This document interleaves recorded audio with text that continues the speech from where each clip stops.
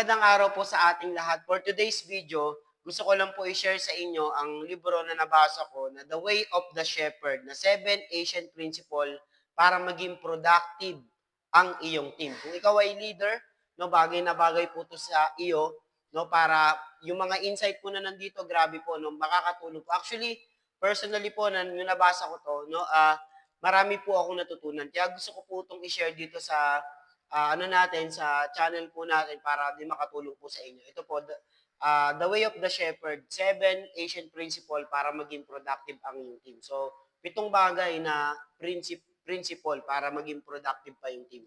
So, kung ikaw ay leader or ikaw ay pastor, ikaw ay team leader sa trabaho, bagay na bagay po sa inyo ito. Bagay na bagay po to sa atin na naglilingkod din or nagsiserve. So, unang-una, no, nakita po natin dito yung principle ng Way of the Shepherd. Unang-una po dito na natutunan ko, alamin ang kalagayan ng iyong flock. Ibig sabihin, alamin mo yung condition ng tao na hinahandle mo. So, alamin ang status ng mga tauhan mo, pati na rin ang status ng trabaho.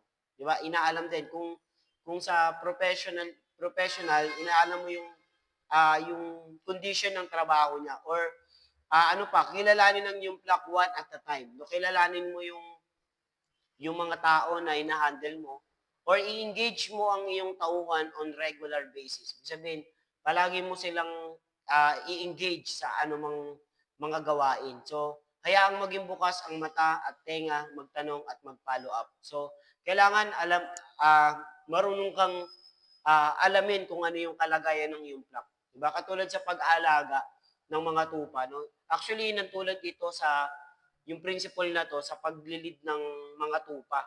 'Di ba kapag naglilid ka ng tupa, alamin mo kung may sakit yung tupa or ano pa, may sipon, tawag doon, ah, marami pa, may mga kuto, mga ganyan, 'di ba?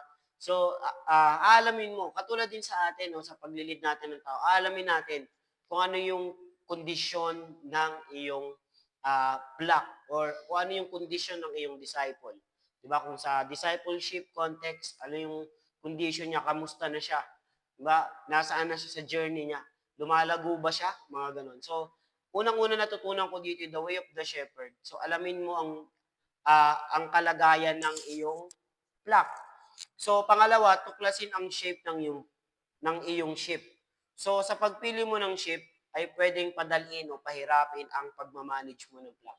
So, ang ganda ng insight dito, no? Sa pagpili pa na mo ng ship, pwedeng maging padaliin niya o pahirapin ang pagmamanage mo ng ship. So, magsisimula sa healthy ship, kung hindi, mamamana mo ang problema ng iba. Ibig sabihin, sinasabi dito ni Dr. Kevin Leman William Pentak na dapat ah importante na yung mga hina-handle mo, alam mo yung shape. Alamin yung shape ng iyong ship para siguraduhin nasa tama silang grupo. Sabihin, aalamin mo kung ano yung strength nila, ano yung heart nila, ano yung ability nila, ano yung personality nila, at ano yung mga experience nila. That's shape. So, yung S din pwede rin spiritual, no? Sa spiritual, ano ba yung spiritual gift nila kung ikaw yung nagdi-disciple? Baka may spiritual gift na yun, hindi mo pa rin inaalam. So, doon mo sila ngayon i-lead. Kailangan discover mo kung ano yung calling nila, ano yung strength nila, ano yung mga weakness nila. Dapat aalamin mo rin bilang shepherd, bilang leader, 'di ba, ng isang grupo. So pangatlo, na nakita ko dito, tulungan ang iyong sheep na maka-identify sa iyo. So paano 'yun? Paano mangyayari 'yun?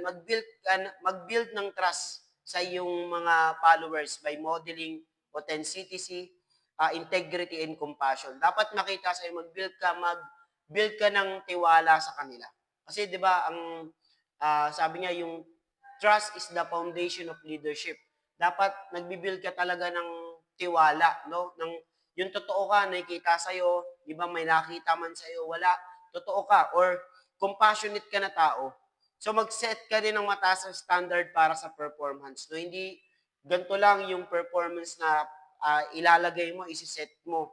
So, pangatlo, wala ding tigil i-communicate ang iyong values at sense of mission. Di ba pwede mo rin i-share kung ano yung vision at mission no, ng company mo or kung ano yung simbahan mo, pwede rin po. So, ipaliwanag ang iyong cause sa mga tauhan at sabihin sa kanila kung saan sila lulugar. Alamin mo din kung saan sila lulugar. So tandaan din na hindi professional ang great leadership, it's a personal. So may kinalaman nito sa modeling, no? Ikaw muna, no, bago ka gayahin ng mga sumusunod sa iyo. 'Di ba sabi nga modeling, leadership is about example. So ikaw muna talaga dapat. So ayun yung pangatlo, tulungan ang iyong ship na maka-identify. So pangapat, gawing safe place ang iyong pasture. So ano ibig sabihin nito? Mapanatiling laging inform ang iyong mga tao. Ibig sabihin, lagi silang informed, diba? Lagi silang updated. So, bigyan ng kahalagan ang bawat posisyon. Di ba? Bawat posisyon, bigyan sila ng halaga. Whether nasa low rank sila, nasa pangalawang level sila ng leadership, pangatlo, pangapat, o mas mataas, dapat pahalagahan natin yung position na meron sila. So, ano pa, regular na iikot ang iyong sheep sa mga sariwang pasture. So, maging visible din para maging panatag ang iyong sheep. No, dapat bilang shepherd, no, lagi kang nandoon. Kumbaga, panatag sila kapag lagi ka nandoon. So, gawing safe place ang yung pasture. So, wag mo ngayang lumala ang mga problema. Kung magkakaproblema man po, no, wag po natin hayaan na magkakaproblema pa, no, ng mas malala. Kung maaari, no, i-deal na kagad habang maliit pa lang para hindi na lumaki. Parang ganun. Gawing safe place ang iyong pasture. So, ganun din sa pag-aalaga ng mga tupa, ng mga life group, ng even church, no, gawing safe ang iyong pasture. No, talagang importante din na yung uh, sa pag-aalaga po ng mga sheep o ng mga tao, importante din na mayroon ka ding wisdom kasi para maging safe din sila. No, hindi sila nahihirapan, hindi sila naiilang sa pwede nilang sabihin sa iyo o i-share sa iyo. Dapat safe, maging safe place. Dapat tayo din bilang mga leader, alam din natin safe yung mga hinahandle din nating tao sa atin. So panglima, ang stop of direction. Siyempre, ang stop of direction. I mean, stop symbolize of direction or direction. Alamin kung saan ka patungo. Manguna sa harapan at mapanatiling sumusulong ang iyong clock. Diba, siyempre, dapat ikaw yung manguna. No, kung meron kang, sabi nga natin kanina, sense of mission or sense of direction, di ba ikaw yung mangunguna? Ikaw yung mangunguna dun sa paglilid, hindi sila una. Sabi nga, yung leader, siya yung unang uumpisa.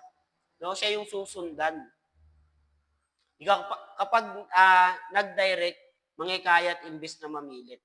Di ba kapag nag-direct tayo ng isang bagay, magikayat tayo, hindi tayo mamilit. Mahirap kasi pag pinipilit di ba? Parang hindi ka talaga magiging productive, hindi ka lumalago kapag pinipilit yung isang tao. Pero ang gawin natin, i-encourage pa natin sila, hikayatin natin sila para makatulong din sa buhay spiritual or kung sa trabaho, makatulong din sa trabaho, di ba?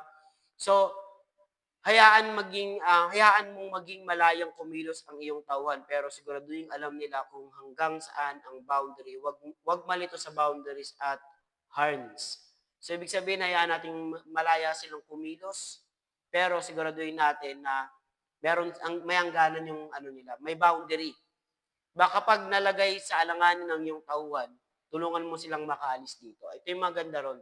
So, kung naliligaw sila o hindi nila alam yung gagawin nila, tulungan natin sila makaalis dun sa pagkaligaw o sa mga alanganing situation. So, ipaalala sa iyong tauhan na hindi nakakamatay ang failure. Di ba?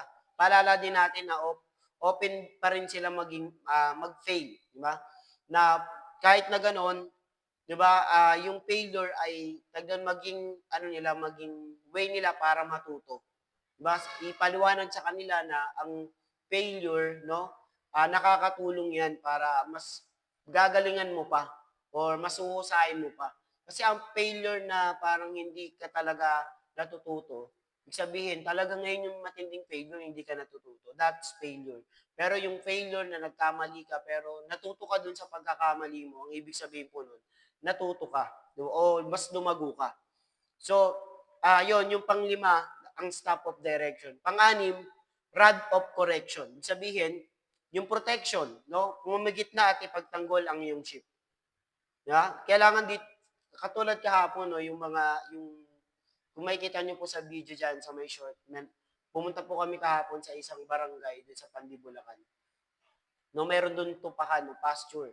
So, totoo to, yung mga nandito ay na, tag doon, pinoprotektahan niya yung mga sheep, kung ano man, kung sino man yung lalapit sa kanila. So, alam ng sheep, yung boses ng kanyang pastor. 'Di ba? Kung makikita niyo po doon kung papanoorin niyo yung short, sumigaw lang. Sumigaw lang yung pastol nila tapos biglang pumasok sila doon sa bahay, no? Kasi bahay yung parang kulungan sa gate. Masok sila doon sa gate, lahat sila. Marami sila, siguro mga nasa 100 mahigit na tupa. Kung makikita niyo po doon sa may video. So protect. No, kailangan pumagit natin pagtanggol ang iyong mga sheep. So, pangalawa is correct. Tignan ang pagdidisiplina bilang isang teaching opportunity. Kapag nagdidisiplina, tignan ito bilang isang teaching opportunity. Ibig sabihin, yung pag-correct, hindi lang basta correction, pero dapat yung pag-correct, turuan mo din siya. Kumaga, i-teach mo din kung ano yung mga gagawin niya pa, kung ano yung mga mali niya at pwede mo pang ituro para mas lalo pa siyang mag-improve. Kasi ang correction nakakaganda ng buhay. Di ba? Hindi siya nakakasira ng buhay, pero yung correction is nakakaganda ng buhay. Teaching opportunity, no? Ang ibig sabihin po nito, no, imbis na i-correct lang natin sila ng i-correct, no, tapos hindi natin sila bibigyan ng lesson o instruction or teaching, di ba? Mauulit nila yon. Pero kung tayo, ang gagawin po natin is correct natin sila tapos tuturuan natin sila pero para in the next time no na gawin nila ulit yon, alam na nila kung ano yung dapat gawin. Parang ganon. So pangatlo, inspect. Regular na kamustahin ng progress ang iyong mga tauhan. Di ba ito, ganon, di ba? Ini-inspect natin, ini-evaluate natin kung ano dapat yung naging progress, ano yung mga hindi nagwo-work, ano yung mga nagwo-work. Di ba ganon din sa mga ano natin, trabaho natin, even sa church, even sa discipleship, even sa life group. Alamin natin kung ano yung nag-work, lalong-lalo na ngayon, nasa era tayo ng information age. So, nasa era tayo ng napakarami ng mga kaalaman na lumilitaw. Kaya importante po na mahalaga po na i-inspect natin, alamin natin kung lumalago ba sila, nagpa-progress ba sila, o lumalago ba sila sa spiritual, kung in discipleship context o sa church, kamusta, nag-work ba yung mga ginagawa natin o hindi. Parang ganun po. So, ayun yung pang-anim, rod of correction. So, tinatama. So, protect, correct, and inspect. So, pang-pito, ang puso ng shepherd. Dapat importante, nandito rin yung puso ng isang shepherd o ng isang leader. Ang mahusay na leadership ay isang lifestyle, hindi lang technique. Di ba?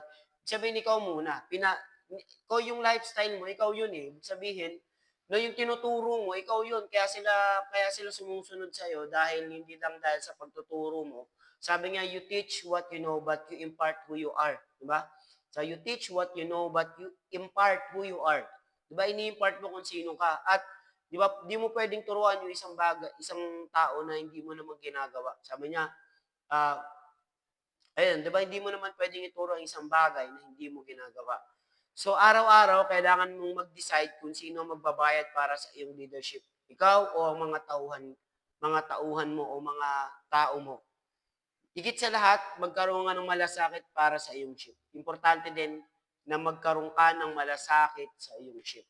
So that is a principle ng way of the shepherd. Unang-una, di ba? Alamin kung ano yung condition ng flock mo. Pangalawa, tuklasin ang iyong shape, ang shape ng iyong ship. Pangatlo, tulungan ang iyong ship na maka-identify sa iyo. Di ba? Pangapat, gawing safe place ang iyong pasture. Panglima, ang stop of direction. So pang-anim, ang rod of correction. Ang pampito, ang puso ng isang shepherd o ng isang pastor. No, importante po no na makita po natin yung magandang lesson po ng The Way of the Shepherd, 7 principle para maging productive ang iyong team. So maganda to pag binasa niyo po ng buo. So maraming pong salamat po sa pakikinig at I hope po may natutunan kayo kahit paano, no? So, thank you so much po. At see you po sa mga susunod pa nating video. At kung hindi ka pa nakaka-like and subscribe, just hit the bell button para lagi po kayong updated sa lahat po ng mga gagawin nating video. Maraming pong salamat. God bless everyone.